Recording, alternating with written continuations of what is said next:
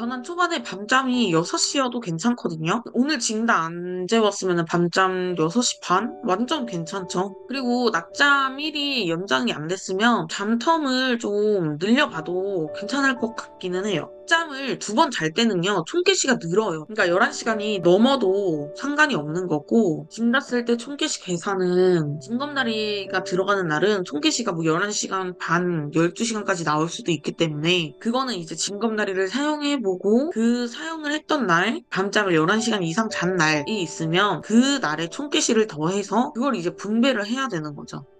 총개시 부족이라기보다는 좀 과필요한 경우도 있지 않을까 싶어요. 볼 이유가 되면 오전 텀을 좀 짧게 잠을 재워도요, 이른 기상이 잘 발생하지 않아요. 근데 만약에 일찍 일어난다? 그럼 무조건 이제 과피로부터 의심을 해봐야 되는 거예요. 오전 텀이 이제 5시간인데 6시간까지 이제 늘어나는 것 같은 경우는요, 좀 활동량이 부족한 경우가 많거든요. 그래서 유모차 태우고 돌아다니고 이런 눈으로 보는 자극도 물론 좋지만 몸으로 자극을 느껴야 돼요. 손에 느껴지는 그런 감각 되게 중요하거든요. 어린이집 끝나고 집에 이제 돌아오기 전에 무조건 놀이터에서 놀다가 오는 게 좋아요. 이 아기는 총개시가 10시간인 거잖아요. 오전 텀, 오전 오후가 5시간 텀이면 낮잠 1을 5시간 텀으로 30분 정도밖에 못 잤고 일단 그러면은 피곤해요. 근데 외출해서 돌아오는 길에 아기 띠잖아요. 아기 띠면은 엄마 품이잖아요. 당연히 일찍 잠들 수밖에 없어요. 이렇게 잔 경우에는 밤잠 텀 자체가 또 짧아질 거란 말이에요. 그러니까 1시간 50분쯤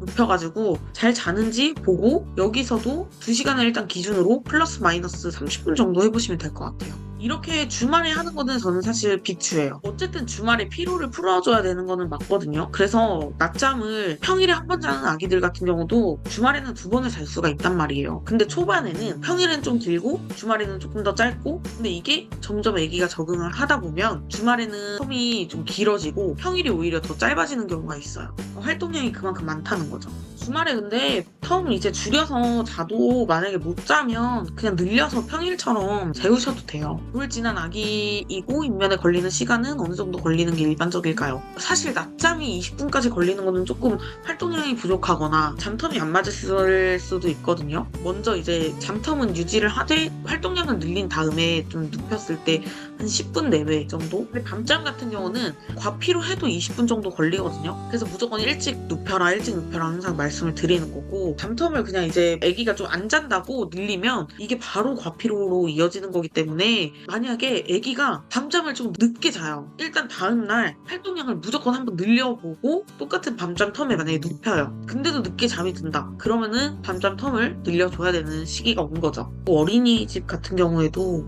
오전에 산책을 나갈 수도 있고 또 안 나가는 경우도 있고 이러거든요. 그래서 초반에는 좀 헷갈리는데요. 어느 정도 적응을 하다 보면 아기 일과도 안정권에 들어오거든요. 근데 이제 그런 경우에도 총개시는 좀 지켜주시는 게 좋고 아기 깨시가 뭐 평균 이제 총개시보다도 한참 길다 이러면 오전 오후 활동량은 무조건 잘 채워줘야 되고 특히 주말에는 좀 낮잠을 텀을 잘 맞춰서 재워서 좀 밤잠을 밀어주는 걸로 하셔도 될 것 같습니다. 제가 항상 말을 하는 게 낮잠 좀 덜 자도 된다. 대신 밤잠은 길게 자야 한다. 왜냐면은 성장 호르몬을 받아야 되는데 자꾸 성장 호르몬이 끊기고 10시간 이상 받아야 되는데 9시간만 받고 이러면 당연히 조금 영향이 있을 수는 있죠. 오늘 와주셔서 감사해요. 다음에 또 자리 한번 마련해 볼게요. 고생하셨습니다.